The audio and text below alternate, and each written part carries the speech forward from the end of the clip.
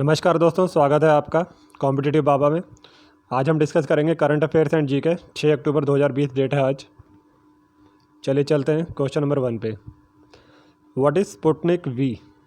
Sputnik V क्या है? ये एक वैक्सीन है या मिसाइल है या वॉरशिप है या फ्राइजेट है? 4 ऑप्शन दिए गए हैं। फ्राइजेट भी जो है एक तरह का वॉरशिप ही होता है, तो इसका करेक्ट आंसर है ए।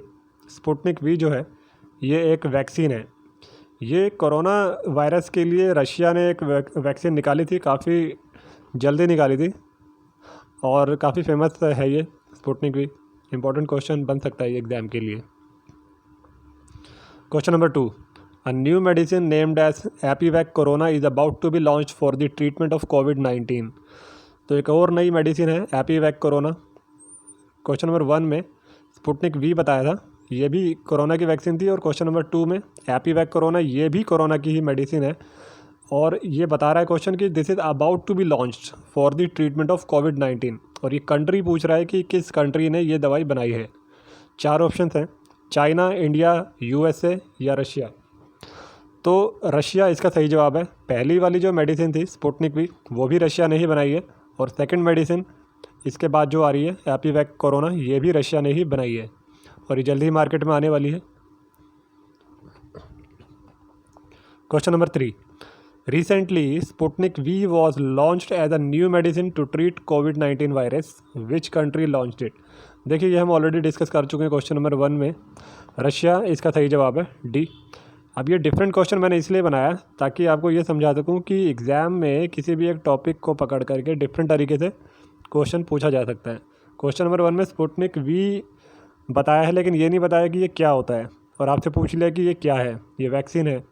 और क्वेश्चन नंबर 3 में क्वेश्चन ने ये खुद बता दिया कि स्पुतनिक वी जो है एक मेडिसिन है, लेकिन यहाँ पे कंट्री पूछ ली कि ये किस कंट्री ने बनाई है।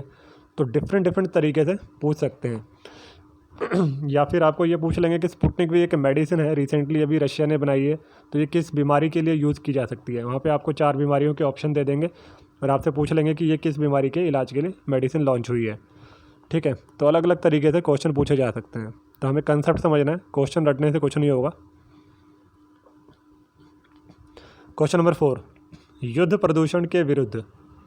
युद्ध प्रदूषण के विरुद्ध ये एक नया कैंपेन है, तो ये किस गवर्नमेंट ने, किस स्टेट की गवर्नमेंट ने अभी लॉन्च करा है? 4 ऑप्शन पूछे हैं, वेस्ट बंगाल, महाराष्ट्र, दिल्ली या हरियाणा। प्रदूषण से लड़ने के लिए कैंपेन निकाला है अभी दिल्ली सरकार ने, तो सी इसका सही आंसर है। दिल्ली गवर्नमेंट ने युद्ध प्रदूषण के विरुद्ध कैंपेन शुरू किया है अभी। साइड इन्फॉर्मेशन, दिल्ली के सीएम श्री अरविंद केजरीवाल जी हैं, और दिल्ली के एलजी लेफ्टिनेंट गवर्नर ये श्री अनिल बैजल जी हैं। Question number 5। Recently which airport of India has become AAI's 100% solar powered airport? अब ये AAI क्या होता है? इसकी फुल फॉर्म है airport authority of India. Airport authority of India का कौन सा एयरपोर्ट 100% सोलर पावर्ड एयरपोर्ट बन चुका है? क्वेश्चन ये पूछ रहा है। 4 ऑप्शन हैं, राजीव गांधी इंटरनेशनल एयरपोर्ट, ये हैदराबाद में है। B Trivandrum international airport, Kerala में है ये। C Chandigarh international airport, Chandigarh में है। डी पुडुचेरी एयरपोर्ट, ये भी यूनियन टेरिटरी है पुडुचेरी, तो डी इसका सही जवाब है। पुडुचेरी अभी रिसेंटली 100% सोलर पावर्ड एयरपोर्ट बन चुका है।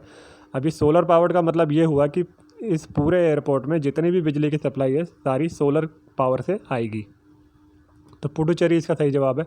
पुडुचेरी एक यूनियन टेरिटरी है। देखिए साइड इन्फॉर्मेशन जान लेते हैं पुडुचेरी के बारे में। जो एलजी है पुडुचेरी की वो डॉक्टर किरण बेदी हैं। Doctor Kiran Bedi first IPS भी हैं, हमारे देश की रह चुकी हैं, और काफ़ी लोगों को आप में से ये पता होगा कि फ़र्स्ट फीमेल आईपीएस ऑफिसर जो हैं देश की वो किरण बेदी जी हैं। लेकिन फर्स्ट मेल आईपीएस ऑफिसर का नाम शायद नहीं पता होगा आप लोगों को, मैं बता देता हूँ। Mister E.B. Joshi, E.B. Joshi first male IPS officer हैं इंडिपेंडेंस के बाद, आज़ाद इंडिया में, आज़ाद भारत में। और सीएम जो है पुडुचेरी के श्री वी नारायण सामी, ये हैं सीएम ऑफ पुडुचेरी। पुडुचेरी जो है एक यूनियन टेरिटरी है। यूनियन टेरिटरी में बता देता हूँ, यूनियन टेरिटरी वो टेरिटरी होती है which is governed by the central government, अब देश में हमारे 8 यूनियन टेरिटरीज हैं और 28 स्टेट्स हैं। अभी लद्दाख जो है, जम्मू एंड कश्मीर, ये भी नई यूनियन टेरिटरीज बनी हैं। Question number 6, what does article 1 of the constitution of India says about. हमारे देश का जो संविधान है, कॉन्स्टिट्यूशन ऑफ इंडिया, उसका पहला आर्टिकल क्या बोलता है? 4 ऑप्शन पूछे हैं। फंडामेंटल राइट के बारे में बताता है क्या, या फिर be about the territory of India बताता है, टेरिटरी ऑफ इंडिया में स्टेट्स एंड यूनियन टेरिटरीज आ जाती हैं, सी फंडामेंटल ड्यूटीज़ के बारे में आर्टिकल 1 बताता है क्या, या फिर D it mentions about constitutional positions in India.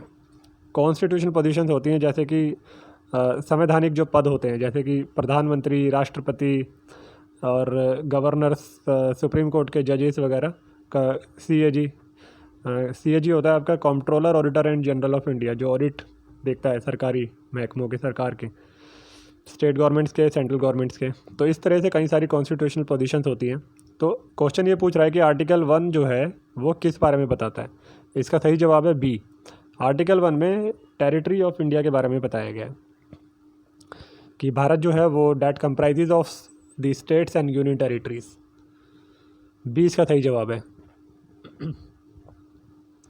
Question number 7, provisions relating to right to education. Right to education, शिक्षा का हक, शिक्षा का जो हक है, right to education, have been prescribed under which article of the constitution of India. यहाँ पे आर्टिकल नंबर बता दिए हैं और पूछ रहे हैं कि राइट टू एजुकेशन किस आर्टिकल में बताया है। क्वेश्चन घुमा के भी पूछा जा सकता है कि आपको जो है आर्टिकल नंबर बता देंगे और पूछेंगे कि इसमें कौन सा जो है आर्टिकल राइट टू एजुकेशन के बारे में बोल रहा है, या राइट टू एजुकेशन किस आर्टिकल में बताया गया। कैसे भी घुमा के क्वेश्चन पूछा जा सकता है। 4 ऑप्शन हैं, इसका सही जवाब है डी। आर्टिकल नंबर 21A में राइट टू एजुकेशन के बारे में बताया गया है। प्राइमरी जो एजुकेशन सबको मिले उसके लिए इसमें प्रोविज़न दिया गया है आर्टिकल नंबर 21A में।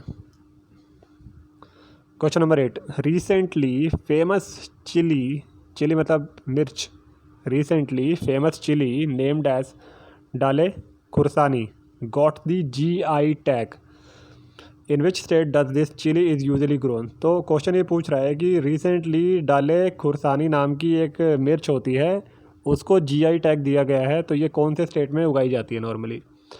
4 ऑप्शन हैं, अरुणाचल प्रदेश, सिक्किम, मणिपुर, मेघालय। पहले तो आपको ये बता दूं कि GI टैग होता क्या है। GI टैग होता है किसी प्रोडक्ट को जो किसी स्पेसिफिक लोकेशन में ही बनाया जाता है या ग्रो होता है, तो उसको वहाँ का जो स्पेसिफिक है और कहीं नहीं मिलता वो दुनिया में, तो उसको GI टैग दे देते हैं। GI टैग मतलब जियोग्राफिकल इंडिकेशन, एक इंडिकेशन दे देते हैं जियोग्राफिकली कि ये इस पर्टिकुलर लोकेशन में ये प्रोडक्ट यहाँ पे बनता है या यहाँ पे ग्रो किया जाता है।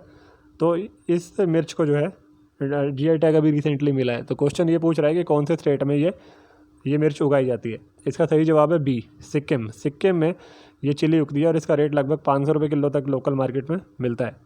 वन ऑफ दी काफ़ी तीखी, मतलब काफ़ी ज़्यादा तीखी मिर्च में से इसको माना जाता है वर्ल्ड की। तो साइड इन्फॉर्मेशन देख लेते हैं सिक्किम की। CM जो है सिक्किम के श्री प्रेम सिंह तमांग जी हैं, इनको PS गोले के नाम से भी जाना जाता है। गवर्नर जो है सिक्किम के श्री गंगा प्रसाद जी हैं, और GI टैग के बारे में मैंने आपको बता ही दिया, नीचे यहाँ लिखा हुआ है कि ये कोई नाम या साइन हो सकता है किसी प्रोडक्ट का जो कि किसी पर्टिकुलर लोकेशन में ही होता है। जियोग्राफिकल इंडिकेशन काफ़ी इंपॉर्टेंट कंसेप्ट है GI टैग का एग्ज़ाम के लिए। क्वेश्चन नंबर 9 देख लेते हैं। Recently world habitat day was celebrated, it is celebrated on. कब सेलिब्रेट करा जाता है रिसेंटली ये world habitat day? Question number 9 में 5 अक्टूबर इसका सही जवाब है। ऑप्शन नंबर बी, 5 अक्टूबर को ये मनाया गया था। अब ये वर्ल्ड हैबिटेट डे क्यों मनाया जाता है ये देख लेते हैं। देखिए, आप ये तो कई जगह पढ़ लेते हैं कि आज ये पर्टिकुलर डे बनाया गया या इस पर्टिकुलर डेट पर जो है ये पर्टिकुलर डे मनाया गया, लेकिन वो क्यों मनाया जाता है वो भी देखना ज़रूरी होता है, क्योंकि एग्ज़ाम में वो भी पूछा जा सकता है। आपको कंसेप्ट पता होना चाहिए कि ये डे तो मनाया गया लेकिन क्यों मनाया जाता है। इंटरव्यू में भी ये चीज़ पूछी जा सकती है। तो why is it celebrated? It is celebrated to throw light on the condition of our towns and cities and on the basic right of people on adequate shelter. लोगों को प्रॉपर रोजगार, वो शेल्टर मिले, रहने की जगह मिले, उसके लिए अवेयरनेस क्रिएट करने के लिए भी इसे मनाया जाता है। Question number 10, recently international day of older persons was celebrated, it is celebrated on. Which date. अब एक और डे आ गया है और पूछ रहा है कि किस दिन मनाया जाता है। International day of older person, जो वृद्ध लोग हैं उनका दिवस कब मनाया जाता है? 1 अक्टूबर को। ये इसका सही जवाब है, 1 अक्टूबर को ये दिन मनाया जाता है। अब नीचे हमने ये भी बताया कि क्यों मनाया जाता है।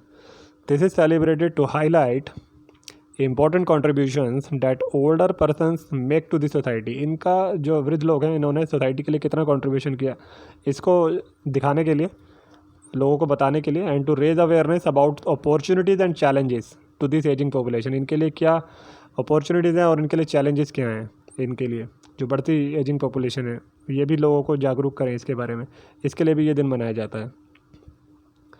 Question number 11, recently Shanti Swarup Bhatnagar price 2020 was announced.